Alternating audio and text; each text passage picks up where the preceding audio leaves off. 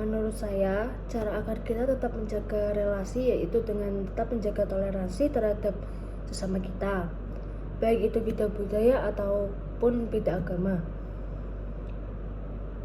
Dan kita harus menanamkan rasa cinta kasih di dalam diri kita agar kita dapat mengasihi sesama kita tanpa ada rasa sara.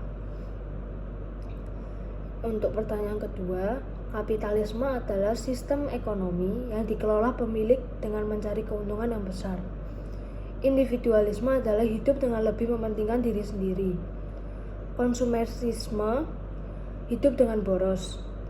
Hedonisme itu orang yang hanya mementingkan kenikmatan duniawi. Untuk itu saya tidak setuju karena semua itu bukan ajaran yang telah diajarkan oleh Tuhan.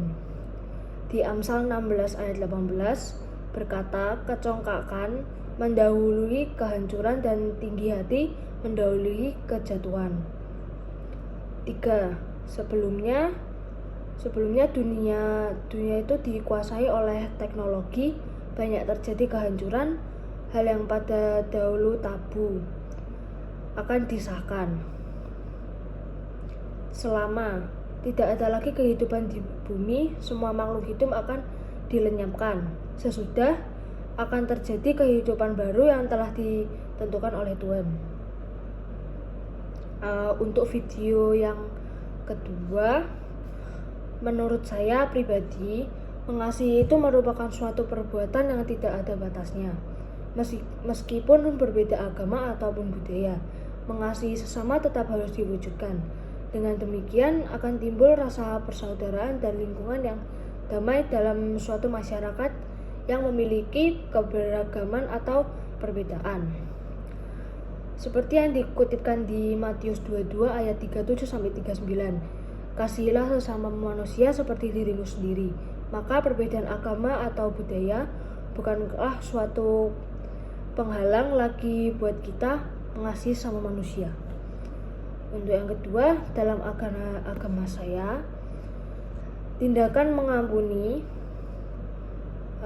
berarti merelakan. Artinya tidak ada lagi rasa marah, benci maupun meminta ganti rugi kepada orang yang melakukan kesalahan kepada kita. Namun bukan berarti kita menyetujui perbuatan yang salah tersebut.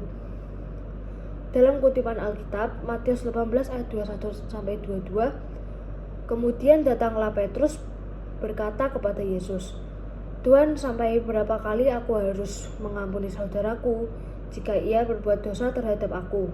Sampai 7 kali? Yesus berkata kepadanya, bukan, aku berkata kepadamu, bukan sampai 7 kali, melainkan sampai 70 kali 7 kali. Dalam kutipan tersebut bahwa kita harus mengampuni sampai 70 kali 7 kali, yang berarti mengampuni kepada sama kita tidak ada habisnya. Seperti yang telah dilakukan oleh Yesus yang telah menebus dosa-dosa kita sampai ia rela wafat di kayu salib. Dalam hal ini, pengampunan harus diiringi dengan rasa cinta kasih, sebab kasih tidak mencatat kerugian dan tidak menyimpan kekesalan. Di 1 Korintus 13 ayat 4-5, orang yang punya kasih itu sabar dan baik hati. Dia tidak iri hati, tidak membanggakan diri, tidak menjadi sombong, tidak berlaku tidak sopan, tidak mementingkan diri sendiri, dan tidak cepat marah. Dia juga menyimpan kesalahan.